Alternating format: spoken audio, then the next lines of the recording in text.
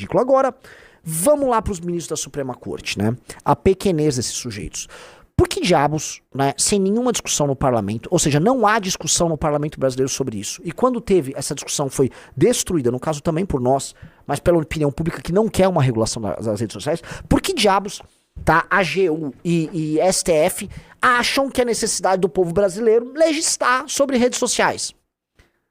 Veja, isso é uma necessidade premente do grupo que administra o Brasil e que quer manter, né, esse status quo vigente. O STF quer a manutenção de determinado status quo, a gente sempre falei, é o status quo oriundo da Constituição de 88, o STF quer manter isso, e ele percebe que as redes sociais são um problema para isso.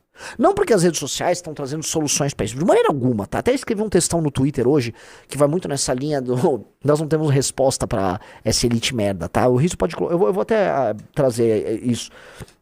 Mas é porque as redes sociais permitem a alternância do poder e ela permite crítica a quem está, vamos dizer, sentado num sistema de privilégios, que é essa turma que envolve a STF, elite do funcionalismo, o próprio petismo, etc. Tá?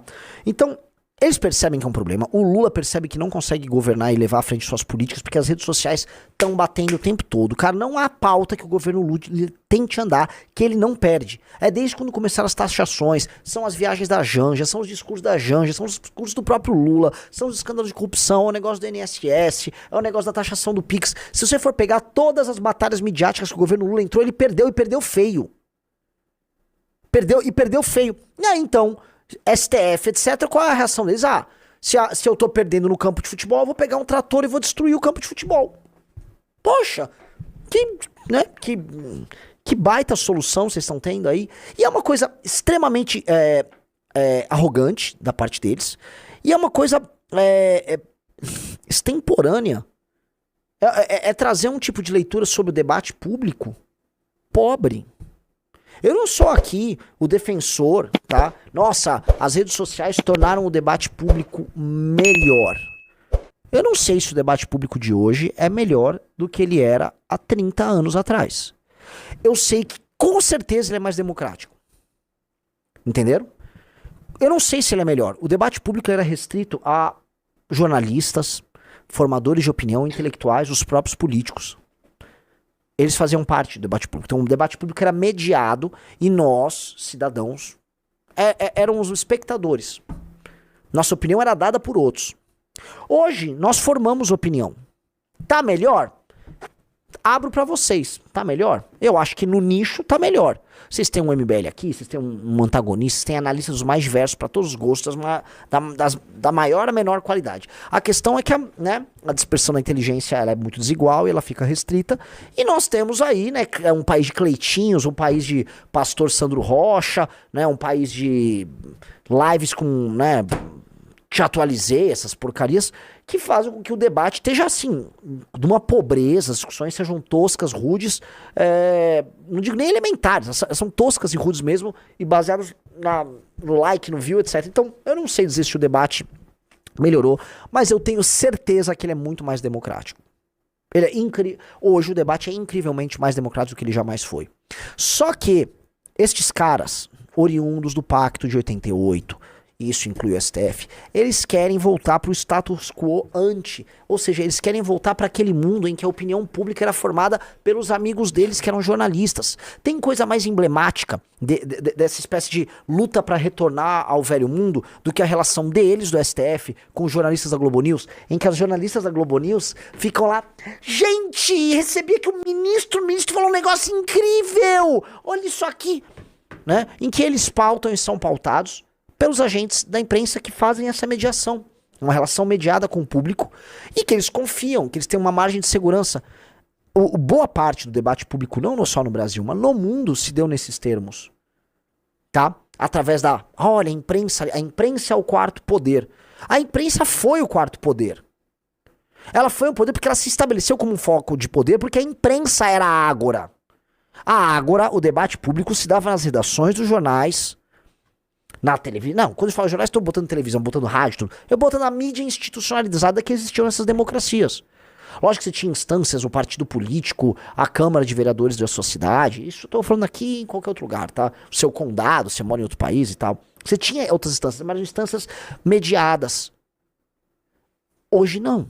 Hoje mudou, mas mudou demais. Hoje você produz um conteúdo, posta, eventualmente ele viraliza, milhões de pessoas que você não conhece viram aquele conteúdo. Você começa a influenciar e ser influenciado por essa miríade de pessoas. E novos sistemas de interesse se dão. Por exemplo, você pode não defender ideias porque você acredita nelas, você pode defender ideias porque elas o tornam famoso.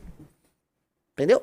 Então as coisas foram se tornando múltiplas. E isso, naturalmente, é incontrolável para quem gosta de um jogo amarradão. Tá? Então o jogo amarradão do status quo, ele tá ruindo. Conforme ele vai ruindo, né, você vai ter as pessoas que se adaptam. Então uma parte da esquerda no mundo desenvolvido já se adaptou. Uma parte do establishment se adaptou, uma parte. A maior parte não.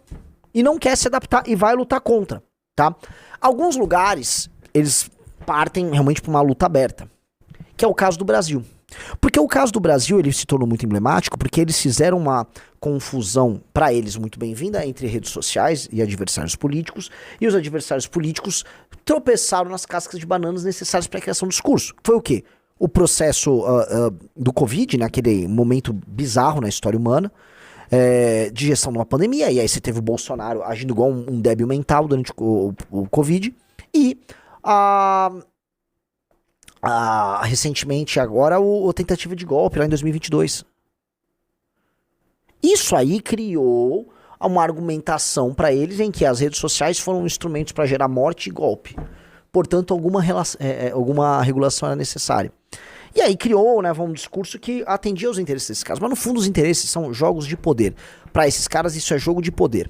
E no fundo, você for pegar até o que os arautos desses caras falam, os jornalistas, os intelectuais por trás do processo político, através não do processo, nem do projeto, desse grupo político, que não tem nome, eles falam que o Brasil criou a melhor forma de combate ao extremismo nas redes sociais. E qual é a fórmula de combate? Derrubar redes sociais, ter um tribunal, uma Suprema Corte super ativa, né, derrubando perfis, derrubando figuras, prendendo, agindo de maneira muito direta. E isso o Brasil quer vender para o mundo como uma solução para barrar a extrema-direita, o avanço da extrema-direita, e o mundo não comprou.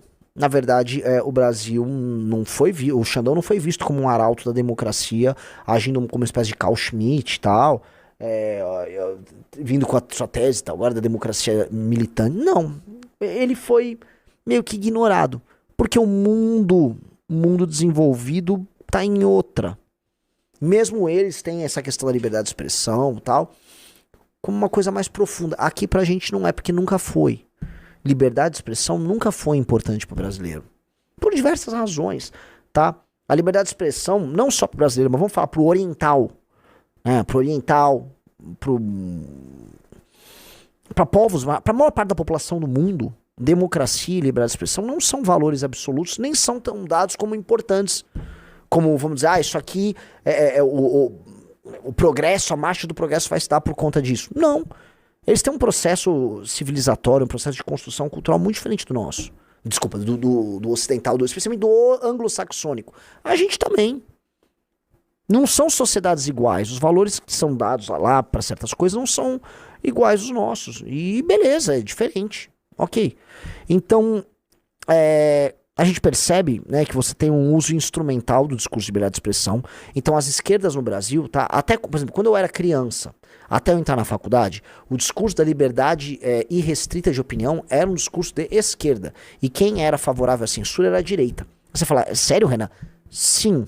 E não só no Brasil, como fora do Brasil. Nos Estados Unidos você tinha toda uma discussão, tá? Que era a Tipper Gore, que tocava, era parlamentar republicana, que ela queria censura certas letras de músicas, tá? Porque certas letras, sei lá, tinham violência, tinha sexo e tal. Então tinha e a classe artística e os democratas eram contra, achavam que, pô, tem que ter liberdade. E depois criaram um selo que é parental. Aí você tinha letras explícitas, né? Aí você já deve ter visto que vem um aviso preto e branco em capas de CD, em cartas, vocês já devem ter visto, né? Isso aí era uma coisa que, assim, a esquerda se opunha lá. Aqui no Brasil, a esquerda, porra, é proibido proibir, os anos 60, a ditadura riscando os discos, os artistas que foram mandados pro exílio, blá, blá, blá. Beleza, então a esquerda, né, eu era criança, eu ouvia falar que a esquerda era a favor da liberdade de expressão. Hoje, veja só como mudou. Veja só como a esquerda, ela é partidária abertamente da censura. E ela é partidária da censura porque ela considera que as pessoas vão ficar soltando um negócio, eles chamam de discurso de ódio, que é uma coisa muito etérea. O que é um discurso de ódio? Qualquer coisa meio que pode ser um discurso de ódio. Eu sou praticante de discurso de ódio.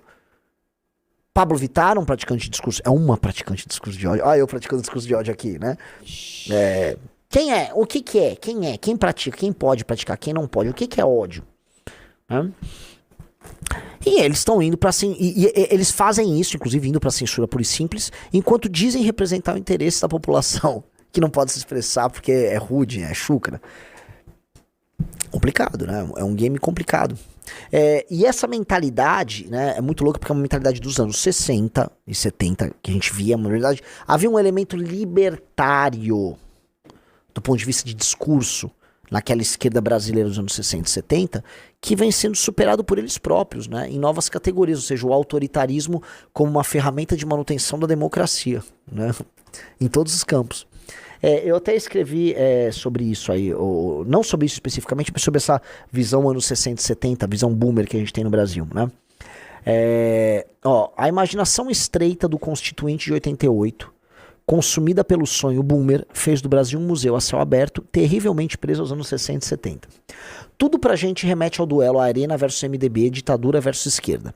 A linguagem, a estética, as premissas, as categorias são todas oriundas daquela época. Os filmes que vão ao Oscar, as canções insuportáveis de MPB, cantadas até hoje pelo ministro Barroso em eventos diversos, o duelo Lula versus Bolsonaro, o asilo de Jean Willis, os juristas que se acham heróis, a nostalgia de uma era de ouro que se foi. Curiosamente, esquerda e direita evocam o período como tempo sagrado, momento fundacional. O problema é que esta merda já passou pro resto do mundo. Foi superada, mas ficou aqui como carros velhos ficaram em Cuba.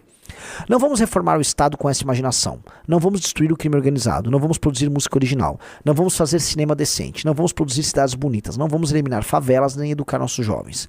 Essa merda é uma doença burra das elites. Uma chaga cultural que persiste. E o pior, não será com uma gororoba de massas gestada no caldeirão neopentecostal goiano marçalista, pontilhada de dentes de mentex, pistache e doenças venéreas de Virgínia que vai brotar uma resposta. Isso é apenas o corpo em febre. Precisamos de um novo horizonte de elite, de uma criação por parte dos melhores. Isso é mais difícil que ser popular, até porque a direita é popular, mas isso nada significa na hora de imaginar. Por mais que seja otimista, não vejo sinais de uma melhora nesse sentido. É tudo incipiente. Isso significa que as mudanças terão que vir a contragosto da elite e não como parte de um consenso geral. Será osso. Tá? Entenderam? Captaram o drama que eu coloquei ali? Né? É um problema de falta de imaginação das elites. E como a elite brasileira não consegue imaginar uma participação como a gente tem ativa das pessoas, falando o que pensam, com todas as externalidades que temos aí, por exemplo, a existência de um Pablo Marçal, de uma Virgínia e de um Pastor Mirim, estão, vamos dizer, diretamente correlacionadas à existência das redes sociais. Ou seja, as redes sociais permitiram que lixo desse tipo estourasse. Tigrinho estourasse, que puta de OnlyFans estourasse. Todas essas coisas problemáticas que a gente vem falando só existem por conta das redes sociais. Ou seja, as redes sociais elas estão aflorando o que há de melhor ou o que há de pior em todos nós. A gente vai encontrar respostas mais diversas. Hoje eu posso entrar no YouTube e no YouTube eu posso ver vídeos sobre paleontologia como eu gosto. Do Pirula a vários outros canais. Adoro. Vídeos sobre linguística. Vídeos sobre história do Brasil e do mundo. Tô falando só de conteúdo em português, tá? Tem conteúdo gringo a dar com pau. Ou seja, a gente tem material farto no YouTube pra você se enriquecer culturalmente. Mas naturalmente, né? O que a gente tem na maior parte é lixo, lixo puro. É lixo puro. As pessoas vão lá consumindo lixo e, né, aquilo vai se tornando, vamos dizer, bastante presente quanto cultura dominante, né? Mas eles não são a cultura dominante. A ignorância, o Brasil do Tigrinho, eles são o Brasil popular. O Brasil dominante houve MPB. O Brasil dominante trabalha com essas categorias de direitos humanos, de, vamos dizer, capitalismo com responsabilidade social, de trazer para o Brasil essa cultura progressista, cultura woke, da democracia representativa como religião. Esse é o Brasil mainstream. Esse é o Brasil da Constituição de 88. Esse é o Brasil do Barroso. Esse é o Brasil do PT, esse é o Brasil do MDB, esse é o Brasil do Kassab, esse é o Brasil do Eduardo Leite. Esse é o Brasil. E é um Brasil, inclusive, presente no tal do pensamento do liberal conservador, que precisa ser superado. né? Porque é como se fosse o Neocon, é uma categoria que precisa ser superada necessariamente. Gostou desse corte? Se inscreva-se no canal, ative o sininho e siga o MBL nas redes sociais.